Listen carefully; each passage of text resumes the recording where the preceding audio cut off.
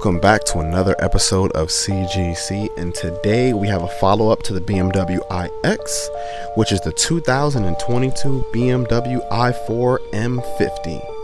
Now yes, boys and girls, the i4 is an electric vehicle, but starting off with the exterior, I think it's actually rather handsome. It does have the very weird and very large BMW grills, but it works for the EV vehicles because, you know, they're actually like just a solid piece of plastic. It isn't this huge, massive open grill on the front of the car. And my favorite part about this vehicle is it's actually a hatchback. And you know we love hatchbacks here on the channel just because they're so very functional.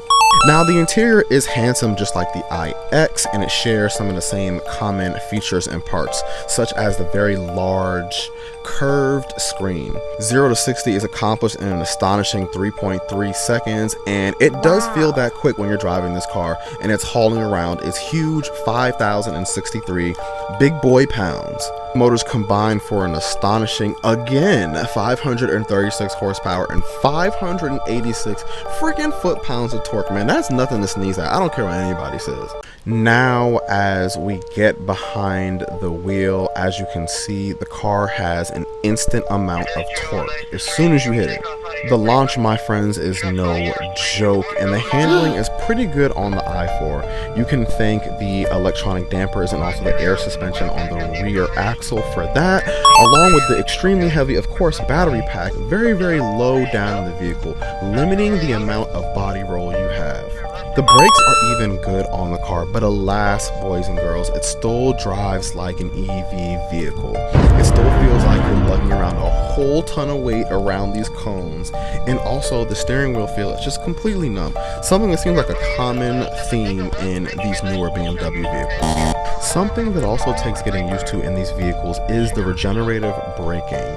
Now, we drove the vehicles in B mode, which is supposed to maximize the regenerative braking, but the way that I understand it, you can never actually turn it off in these vehicles. You can only set it between high and low.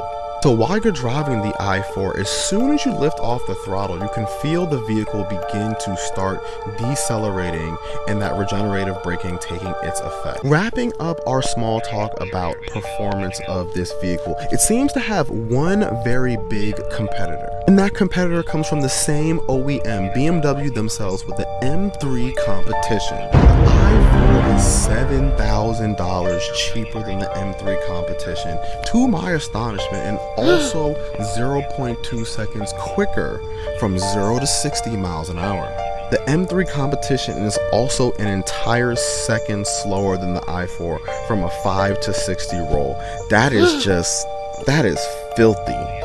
This, boys and girls, this is why we like to highlight this 5 to 60 mile an hour roll metric created by Car and Driver.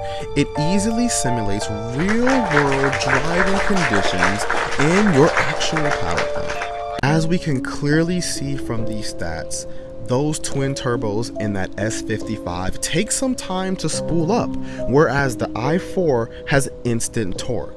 See guys, I'm here for the people, trying to make sure you guys don't get embarrassed. So basically, if you drive an M3 competition, I'm trying to let you know, don't roll up on an i4 from a roll, bro. You're gonna get absolutely embarrassed. Absolutely smoked. Now, the M3 competition does make up some performance ground with the i4 by being so much lighter than it. It's about 1,000 pounds lighter, which is astonishing. All in all, boys and girls, this is another example on how EVs are infringing upon elite, and I mean elite performance car territory, as in the M3 competition. However, I would be remiss if I didn't mention one last fact about the i4 M50. This thing only has about 227 miles of range.